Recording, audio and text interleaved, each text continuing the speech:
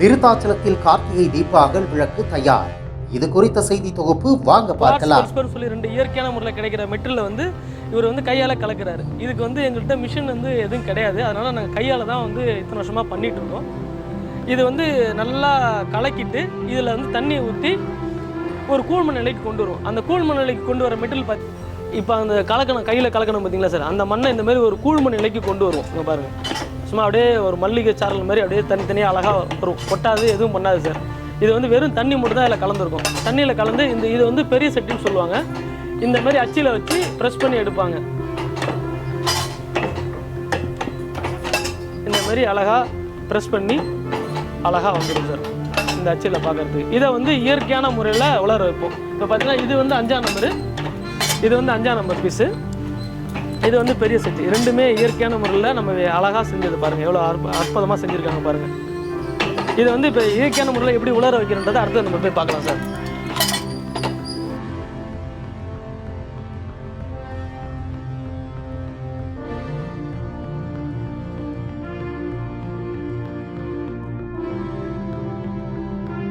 இப்போ பார்த்தீங்கன்னா சார், நம்ம அங்கே வந்து அச்சில் வச்சு ப்ரெஸ் பண்ணதை இந்த மாதிரி இயற்கையான முறையில் மரப்பலையில் அடுக்கி வச்சு காய வைப்போம்.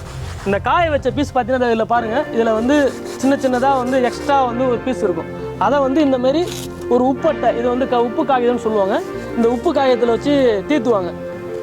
இந்த மாதிரி தீர்த்துனோடனே இந்த மாதிரி முழுமையான ஃபினிஷிங் ஆகிடும். பாருங்கள், எந்த வரம்பில் எந்த இதுவும் இல்லாமல் ரொம்ப அழகாக நேர்த்தியான முறையில் வந்துடும். இதை திருப்பி அழகாக இந்த மாதிரி பலகையில் அடுக்கி சூடுகிழனுக்கு நம்ம எடுத்துகிட்டு போவோம். சூடுகிழனுக்கு போகலாம் வாங்க சார்.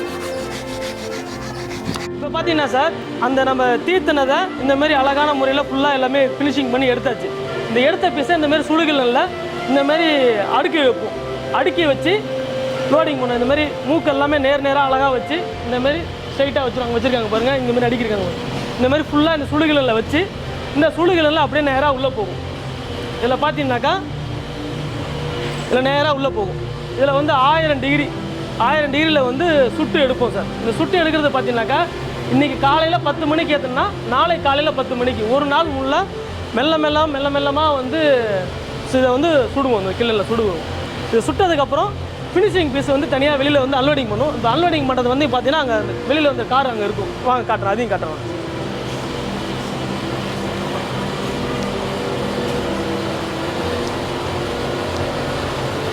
நம்ம அங்கே சுடுகிழனில் உள்ளே அனுப்பணும்ல, அந்த கிளை வந்து அடுத்த நாளில் வெளில வந்துருக்கு. இது வந்து நேற்றுக்கு வந்து 10 மணிக்கு லோட் பண்ணது, இன்றைக்கி காலையில் 10 மணிக்கு வெளில வந்துருக்கு. இது இப்போ வந்து சூடாக இருக்கனால இதை இயற்கையான முறையில் ஃபேன் வச்சு உலர வைக்கிறோம். இதை சூடு ஆறுனதுக்கப்புறம் அதே மாதிரி அன்லோடிங் பண்ணுவோம். அங்கே பார்த்தீங்கன்னா அவங்க இறக்கிட்டு இருக்காங்க பாருங்கள். அந்த மாதிரி இறக்கி தரம் வரவே தனித்தனியாக வந்து கீழே வச்சுருவோம். கீழே வச்சுட்டு அதை அதுக்கப்புறமேலேருந்து பேக்கிங் பண்ணுவோம். இப்போ வாங்க நம்ம பேக்கிங் செக்ஷனுக்கு போவோம் சார். இப்போ அந்த ஃபேனில் வச்சு வளர்ந்ததுக்கப்புறம் இந்த மாதிரி ஒரு பீஸும் அதில் தனித்தனியாக இருக்கும். அது எல்லாமே தனித்தனியாக வந்து எடுத்து கீழே வச்சு பேக்கிங் பண்ணுவாங்க. இப்போ நம்ம அடுத்த பேக்கிங் செக்ஷனுக்கு போகலாம் சார்.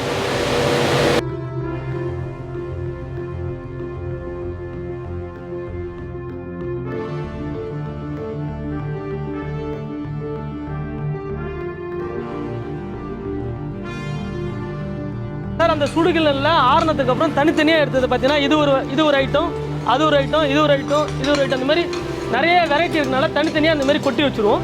கொட்டி வச்சதை இந்த மாதிரி பேக்கிங் பண்ணுவோம். கீழே வந்து உடையாமல் இருக்கிறதுக்காக கீழே வந்து வைக்கல் போடுவோம். பாருங்க, இந்த மாதிரி வைக்கல் போட்டு குஷனுக்கு எஃபர்ட்டுக்காக வைக்கல் போட்டு மேலே ஃபுல்லாக பேக்கிங் பண்ணி திருப்பி இதை வந்து பெல்ட் ரோல் பேக்கிங் பண்ணிவிடுவோம். பாருங்க, பேக்கிங் பண்ணியிருக்காங்க பாருங்கள் சார். இந்த மாதிரி பேக்கிங் பண்ணி இது மேலே வந்து அதோட பீஸ் பேர் என்னன்றதை தெளிவாக எழுதி இது வந்து விற்பனை செய்வோம் சார். இந்த மாதிரி முறையில் தான் நாங்கள் பேக்கிங் பண்ணி விற்றுட்டு இருக்கோம். அங்கே பார்த்தீங்கன்னா தனித்தனியாக இப்போ தமிழ்நாடு மட்டும் இல்லாமல் ஆந்திரா, கர்நாடகா, கேரளா, மும்பை, அது மாதிரி கோயில் அநேகமான இடத்துல எல்லா இடத்துலையுமே நம்ம வந்து விற்பனை பண்ணிகிட்டு இருக்கோம். இப்போ கார்த்திகை தீபத்தை முன்னிட்டு நம்ம விதவிதமான விளக்குகள் பண்ணி இப்போ தமிழ்நாடு ஃபுல்லாக விற்பனை பண்ணிகிட்டு இருக்கோம் சார். எங்கள்கிட்ட டேரெக்டாகவே வந்து விற்பனையரை வந்து வாங்கிட்டு போயிடுவாங்க. சிறு குறு தொழில் பண்ணுறவங்களும் வாங்கிட்டு போயிடுவாங்க. இதுக்குன்னு மொத்தமான இடைத்தரகர்கள் இருக்காங்க, அவங்களும் வந்து டேரெக்டாக எங்கள்கிட்ட வாங்கிட்டு போயிட்டு அவங்க சின்ன கடைகளுக்கு அவங்க வந்து விற்பனை பண்ணிகிட்டு இருக்காங்க. நம்ம பேக்கிங் பண்ணதில் பார்த்தீங்கன்னாக்கா இங்கே வந்து தனித்தனியாக எல்லா ஐட்டமும் வச்சுருக்கேன். இந்த பாருங்கள், இது வந்து 1ஆம் நம்பர், இது 2ஆம் நம்பர், இது 3ஆம் நம்பர், இது 4ஆம் நம்பர்.